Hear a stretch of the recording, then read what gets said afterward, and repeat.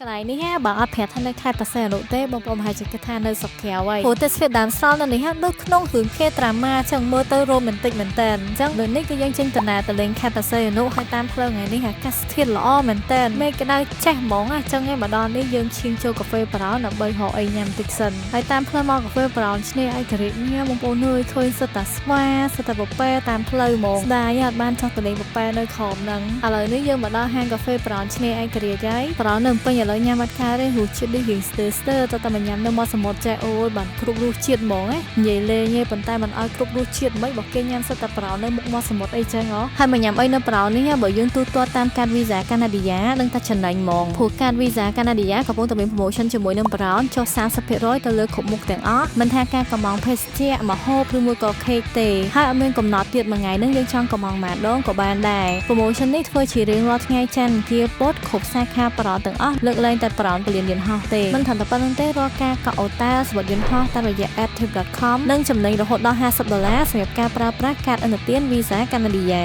និងការបញ្ចុះតម្លៃ$99សម្រាប់កាតវីសាកាណាឌីយ៉ាគ្រប់ប្រភេទក្នុងឱកាសពិសេសព័ត៌មានបន្ថែមបងប្អូនអាចចូលទៅតាមដាន page ធនាគារកាណាឌីយ៉ាបានវីដេអូមួយនេះមានតែប៉ុណ្្នឹងទេហើយកុំភ្លេចបើកកាតវីសាកាណាឌីយ៉ាផងដើម្បីទទួលបានអត្ថប្រយោជន៍ជាច្រើនជួបគ្នានៅវីដេអូក្រោយទៀតបាយ